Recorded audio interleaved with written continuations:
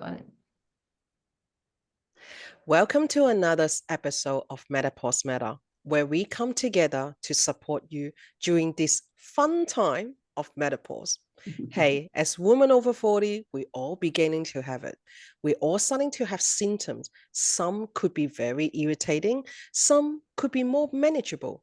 But our series is here to help you to go through those challenges, to navigate to the unthinkable land, and to help you to achieve the goal that you desire. Today's topic is one that is quite close to my heart, which is about belly fat. Okay, I should say toast my tummy, right? Okay, when we get older, we all have that issue of noticing it is harder for us to lose weight. And it's not just about the weight that we're concerning about. It's not just about the body image of seeing our tummy growing. It is also about that internal health factor. Why is it causing our tummy to go bigger than it usual? And do we still have to stay like that? We don't, because there's help out there. Today, I have two experts here sharing with us today. We have Vicki and also Linda. Thank you, Vicki, for Linda for coming onto our space. Please tell us a little bit more about you. Let's start with Vicki.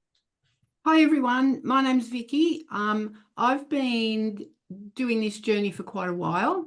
I was back probably about 12 years ago when I really started to notice that things were changing. I'd never really had a weight problem during my younger years. I could eat anything I wanted. I had a really sweet tooth, so I indulged in that a lot. But as I was approaching menopause, I realized that I hadn't changed what I was eating, but my weight was really starting to creep. And I didn't really know what to do about it because I was doing what I thought I needed to do, and it wasn't working. So for me, it was, what do I do? I don't know what to do. So changing all these things around was very liberating for me, and it was a real revelation. And I actually stumbled upon a guest speaker that was talking about it and talking about things that I had never addressed or embraced before, and changed my life. So that's kind of my story in a nutshell, and also cured for me a lifelong sinus condition that I'd had, that I'd taken many antibiotics for, and it just disappeared. So it was a changing day in my life that day. That sounds amazing. How about Linda? What is your story? Yeah, mine's a bit different than Vicki because I always sort of yo-yoed my way through life. I wasn't one of those naturally skinny people that, just can seem to eat anything. And I thought I ate pretty healthily. Like, I wasn't a bad eater. I ate lots of fruits and veggies, not a lot of veggies, but I ate wholemeal breads and wholemeal everything. And I yo-yoed and, I could, obviously we were taught those, many years ago, you have to, eat less and move more. So I would do that and I could lose some weight for a little bit, and then you get bored, it comes back on. So, but then when I sort of, it probably started in my 40s because that's when we start to transition slowly into menopause. And we don't know, but we are. And I suddenly found that, just even by you're not eating, I couldn't lose, I was starting to get belly fat or fat all over me as well. And I just couldn't work out why, because I thought I was doing everything right, and so I couldn't get any help from doctors. And at the same time, I was actually getting sick and I couldn't, my muscles were hurting. I couldn't sleep. One of the doctors I was seeing said I was on the verge of, an autoimmune disease like fibromyalgia.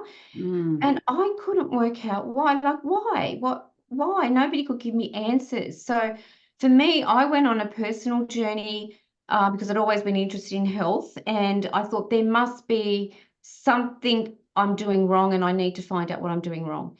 And that's where I did some study. I went to, see experts, and what we basically learnt, is a series of things that women aren't being told now. Once they get into sort of heading towards menopause, we can't do the same things as we used to do when we were younger.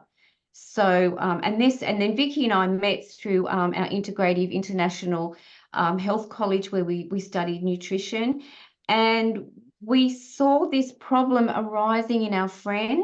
They were whinging to us and complaining, and I can't lose the belly fat, and I'm tired. I've got a headache. Whilst they're eating a donut. Yes, yeah, but they would not given much information from the doctors or health. So we decided to come together and put I suppose, our energy into helping women now. Mainly we help women over 50 because they're the ones really not getting help. But really, if anybody in their 40s plus are watching this, they're going to get some information that they can start. So when they transition, it's not going to be as bad for them. I hear you, because it is such it's like an alarm bell, isn't it? When we're over 40, everything's starting to ring. And then it was like the things that I didn't care about, it was like, oh my God, it's like shining me in the face it's crazy.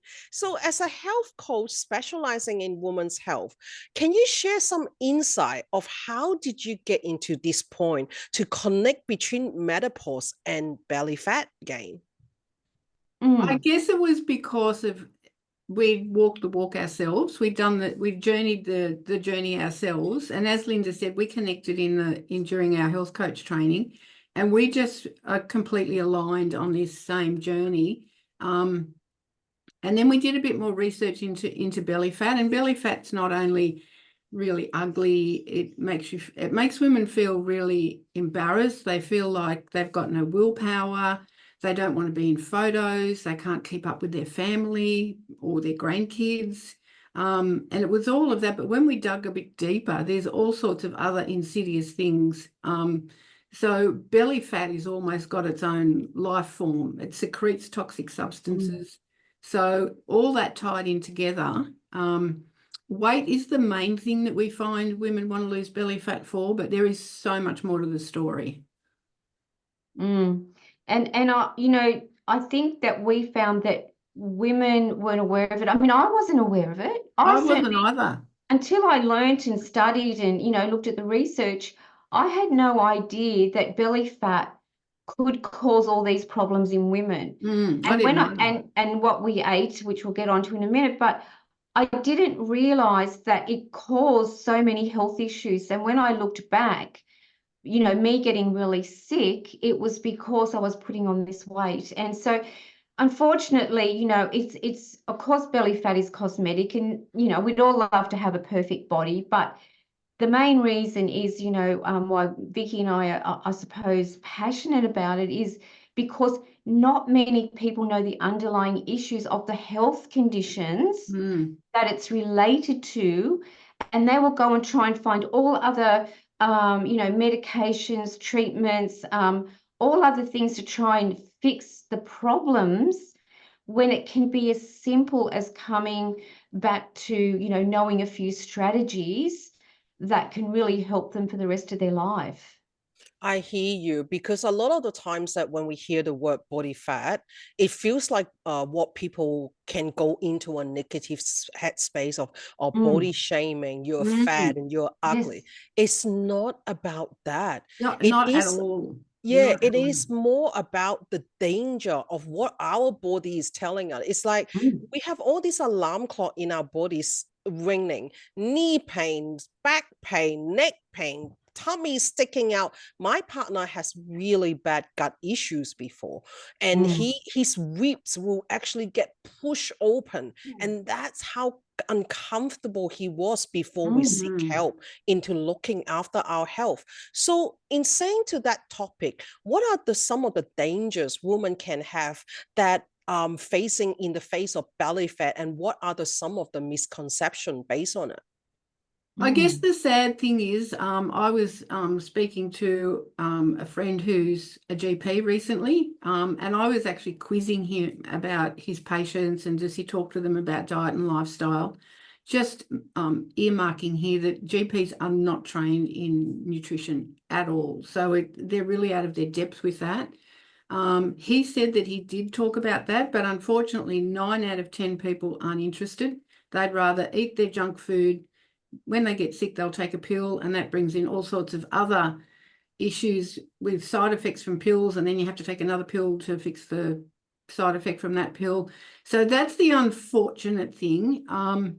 We want to change a woman's lifestyle. We don't want to just give her a quick fix diet. We want to show her how to, organize her weight, help her health problems, but maintain it for life. We're not doing a thing where you do a diet program for so long and then when you go off the rails, you come back and have to pay again. That's not what we're about. So we're looking about maintenance for life. So some of the health issues that women can experience with belly fat are really quite serious, like heart disease, type 2 diabetes, anything where inflammation is involved. And women with a high percentage of belly fat are 3 times more likely to get dementia as they age. So there's really big repercussions from not dealing with this. And it's actually quite simple. So it's really important to get your mindset in the right place, because as 50 or 40 plus women, we've been told our whole lives particular things that we must and mustn't do, and the food pyramid and all that. And much of it's false. So it's about being prepared to change your mindset. And if we talk to someone who's not prepared to do that, we can't help them, because you can't keep doing what you've always done and get different results. So mindset is the first thing that we would talk to you about. And then I know for me, the day that I found out, that I could basically manage my own health with what I put in my mouth was like freedom day for me. I embraced it, and I have to say in 12 years, I've never had another antibiotic. So Linda and I are both living proof that what we do actually works. So we want to help women lose weight, and we want to alert them to the dangers of their health concerns, particularly as they get older, if they don't do anything about it. Yeah, and I think there's a lot more, problems that people don't associate with belly fat. And I'll just read a couple because, you just don't think about it. So Vicky's already mentioned, the big ones. And unfortunately, heart disease is a very big killer in women over the age of 50. And one of the reasons why these problems are now closing in on us is because our estrogen levels have dropped considerably or are dropping. If you're in your 40s, they're dropping considerably. By the time you're 50, they're very low. And, by the time you're, maybe past 50 and you're right into postmenopause, your estrogen levels are very low, and they're actually made now from the adrenal glands. So it's a whole different system. So that low estrogen then makes us more sensitive to insulin and inflammation in the body and things like heart disease. And one of the things that it also does, it sort of, will also interfere with our hunger and cravings, all these things that we don't associate with it. So, and what it leads to storing belly fat very easily on our organs, which is the visceral fat, which is the dangerous fat. And that's it's all associated with that low estrogen drop. But some of the things that, our listeners here might be experiences, well, they still might be getting hormonal imbalances like hot flashes and night sweats and things like that. It can affect your sleep greatly. As Vicky mentioned, it's a driver of inflammation. We've got to knock this inflammation down to be able to, heal the body. It can lead to joint and muscle pain. So if you've got aches and pains in the joints or after you do exercise, fatty liver disease, what's non-alcoholic fatty liver disease. So where your liver's being compromised. As Vicky mentioned, dementia. I would never have associated Me either. dementia with belly fat in a million years. Another big one is depression and anxiety. A lot of us, a lot of women will suffer, and as we get older, more into menopause with less estrogen, that can rise as well. Certain cancers are prone to this as well, with belly fat, which is like breast, colon, and some other sort of cancers from the reproductive area. Kidney disease, we can lose our mobility. And that's a big one when we lose our mobility. We might be suffering chronic pain. And the biggest one, I suppose, as we get older is our independence. So we don't want to lose our independence. So there's a lot of... It's a big list. It's a big list, and there's more than that. We could keep going on, but it's a big list that can be caused from this belly fat. And, we all have to, no matter who we are as a woman, we are going to go through this change. It's not going to, we can't bypass it. Not negotiable. However, we can do steps to make it more, ease into it, do the things to support our body. And things, unfortunately, things have to change, and they have to change forever, not just for a 12-week diet or a 12-week plan. It has to be for life. And that's the biggest thing we try to get through to people, so that you can get out at the other end, live the rest of your life. You want to be energy. You want to have energy. You want to still play with your grandkids. You want to still go on holidays, and, you want to do all the fun things, in life, and still be able to do that. We've got friends that are doing lots of great things. I have a friend that she's an amazing woman, and she loves her body. She does skinny dipping, in her 60s. Oh my goodness. Yeah, so she's not afraid to do those things because she's feeling good about herself. And she hasn't got a lot of health issues. And one thing I didn't mention as well is the cost of these problems. I can't believe some of the costs that you have to pay. Doctors now don't want to, they'll treat you, but then send you to a specialist, and you can hardly get away from a specialist without paying a minimum of $100, even if you've got a health fund. So that's a big reason to be conscious of this problem around, this belly fat. And I think there's a community mindset too, that as women get older, there's this expectation that you are going to get fat, and you are going to get sick, and you are going to get slow. And that there's nothing you can do about it. And I think people really take that on board and embrace and think, oh, well, that's just the way it is, and there's nothing I can do about it. But it's not actually the truth. There's heaps you can do about it. And it's about breaking that societal mold of expectation around getting older. And I think that there's not a lot, from what we've learned, there's not a lot of research on actual menopausal women. And there is money put aside for women's health, but most of it goes into fertility and pregnancy. Childbirth, stuff like that. So, and the doctors really are not taught anything much about menopausal women. It's either they'll say HRT. Hormone replacement therapy, or, you need to eat less and move more and go on a diet. That's their advice. Yeah. So what are some of the quick tips or strategies that you can suggest to us, like in perimenopause or post-menopause? Okay. I think the first thing that women need to do is address their mindset, as I said before, is be prepared to change and look at it as a whole life thing. It's not just getting into a size 10 to go to your daughter's wedding. So I think that's the most important thing. And it's hard for people to change, especially when we've been bombarded with incorrect information for our entire lives. I know that I spent many years eating the wrong stuff, but I thought I was eating the right stuff. Like Linda, I was always interested in being healthy. Not that I, did it all the time, but I was always interested in it. And I think people have to eat nutritious food and cut out the processed food. I mean, even if you give just one piece of advice, I think that would be one of them, is don't eat. Someone once said there's no such thing as crap food. There's crap and there's food, and it's pretty true. So eat nutritious food, and be prepared, as I said, to take it on for life. That doesn't mean you can't ever have a cheat day.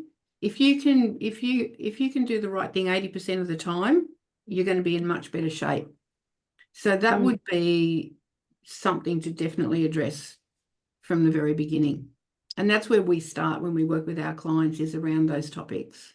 And a big thing is that now, you know, sugary products are a big enemy to you because of this estrogen drop. So it's a big thing, and you know, it's a big thing, the sugar, and it's a big thing, processed foods, because processed foods not only contain a lot of sugar and salt, they're also inflammatory. And this inflammation is what's going to cause the belly fat to stay there and to lead to autoimmune diseases. So, so some of the tips, as Vicky said, you know, you've got to change your mindset, because we have to start eating different foods than what we've basically been told to eat. You know, like I was told to eat, you know, back in, you know, before I did all this study, you know, like whole meal products were good for you. Well, there's certain whole meal products that we shouldn't be eating. And this doesn't mean that we're going to go hungry and deprive ourselves of food. And in fact, people look at what I eat and go, you're really eating all that. You know, they can't. And there's amazing food that you can eat. We've got great recipes that we can share that are more delicious, I think, than what I used to eat. And I know in the beginning my family were like, oh, you poor thing, can't you have a piece of that and a bit of that? And I'm like, I don't want to eat it. Like, you don't feel deprived. You just don't crave the food that you used to eat, basically. Yeah, and I think that, you know, we have to teach women to, you've got to get their body to burn fat before it burns glucose. Because when it does that, you're in the fat burning, and that's what we need to get the women to do. You know, and there's a lot of, you know, as I said, there's a lot of our era was brought up, maybe not so much yours, Martha, but you know, Vicky and I and people in their maybe 50s and 60s and beyond were brought up with you eat low fat, and you know, and we were introduced to this, you know, this amazing processed foods now that made our life easier. You know, we suddenly had, you know, you didn't have to make things for breakfast. You had things in boxes, you know, all different flavors and colors, and, you know, commercials on telly telling us how good they were. You know, they would tell us that margarine was good for us instead of butter, and we all believed all this stuff. You know, we introduced to soft drinks. You know, when I was a little girl, we didn't have soft drinks. You know, we just didn't drink those, and they weren't, well, I think we did have them on special occasions, but we didn't have them available. They weren't routinely in the fridge. No, and you've only got to look in the health food aisle and have a look at that. And the vast majority of it is processed food in a packet with something healthy on the label. And an interesting fact is that you actually have to change the way you exercise. And women, I certainly didn't know this. And because certain exercise can put stress on your body. And now that you know you know, and stress is sort of governed by the adrenal glands. So if we deplete the estrogen further, certain exercises can stress the body, and therefore can actually cause us to hold on to fat. And this is a big one, because, you know, it's good for us ladies, because basically our motto is now eat more, and we mean eat more better foods. Eat more and basically exercise less. And we're not saying don't exercise, but, you know, do movement and everything, but not beating yourself up in a gym, not you know, going as the doctor would say, exercise more.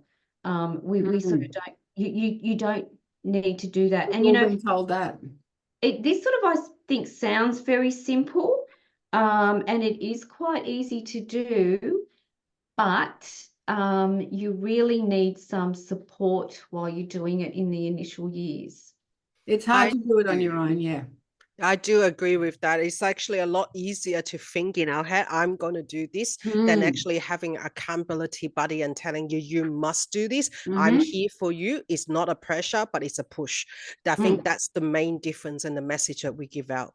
Thank you, ladies, for sharing your knowledge with us. It has been very enlightening. And what I would love to do is to invite you back to come back and share with us about belly fat and how to lose it in a webinar session, I'll That love would be for you to great. come back for that. Thank you. Yeah, love to do that. That's Thanks, Martha. excellent. Thank you very much again for both of you for coming here today, and also for our audience and our listener on joining us on Menopause Matters, where your health matters. And I look forward to seeing you at the next episode. Thank you. Bye for Thank now. you.